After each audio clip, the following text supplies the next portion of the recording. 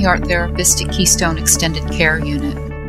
Art therapy is one of the unique therapeutic groups that we offer. People who are dealing with trauma and addictions frequently communicate a sense of being divided within oneself. Part of the personality feels split off from the rest, and there's a lack of communication between each part. In order to avoid painful feelings, emotions are intellectualized rather than experienced on a gut level. There's a sense of alienation from oneself and others. The addiction seeks to fill this void, but it never does. It's a deceptive illusion.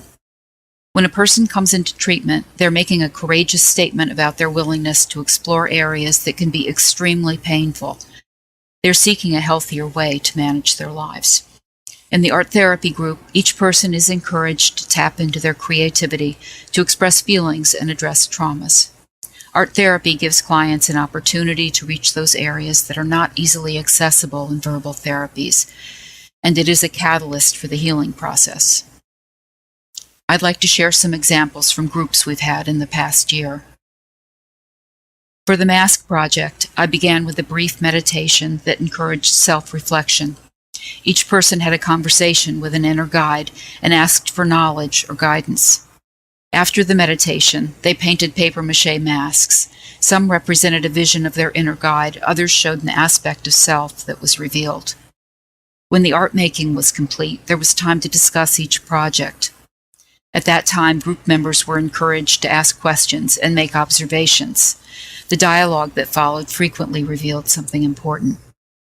Here's a mask that was described as a combination of a vampire and a symbol of Kali, an Indian goddess. She was described as one who destroys so that something better may arise. This client could have been referring to the painful process of change that he was undergoing in treatment. The vampire Kali image gave a powerful face to his struggle to destroy old negative messages and renew what was good in himself. The ability to express conflict symbolically is a tremendous aid in the healing process. The next mask is a representation of this person's inner child. He was trying to come to terms with an aspect of himself that had been damaged by years of compulsive acting out and shame. The message he received from his inner guide was about the possibility of redemption. On the inside of the mask, he wrote some of the messages he was receiving in treatment about how to nurture that lost part of himself. Each person had a different story that unfolded as they described their artwork. Here's the frightening face of a primitive Indian, painted for battle. The headband across the forehead was added as a final touch, possibly an attempt to intellectualize or control the primitive self. The next mask has a distinctive dark side and a light side, illustrating, among other things, a sense of the self divided. The dark side usually represents qualities related to addiction, and you can see how each side is compartmentalized from the other side. This one was painted in only one color, but the discussion led to a talk about what was contained or concealed in the darkness. We've found that even in the simplest expression, there is a meaningful message. The group mural is a good community building exercise. Everyone works in a large sheet of mural paper to create a fish tank, and then each person makes something to symbolize themselves within that environment. This is an example of one of those projects. This approach gives people a chance to look at how they function within the group. Depending on each person's personality and issues, this can be expressed in a variety of ways. Here we see a shark. Someone who had formerly been victimized is no longer vulnerable. This person needed to be a shark in the group, identifying with the aggressor in order to be safe.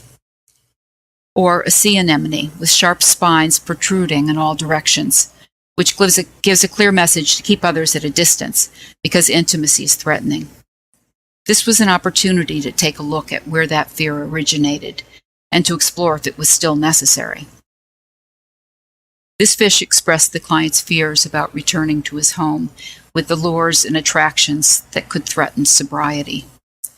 Although he described the fish as being safe, there was an interesting discussion when someone pointed out that he appears just about ready to take the bait.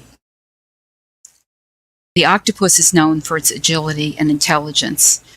In this picture, the large eye underlines his extreme vigilance. He's also known as a fantastic escape artist. Observations are offered, and the client reflects on how that might apply to him. Or he might have other associations that could lead us in another direction. The drawings reflect each person's sense of self in the group. During the discussion, it becomes apparent how each person perceives themselves in a new environment, the treatment environment, which is, in a way, like being in a fishbowl.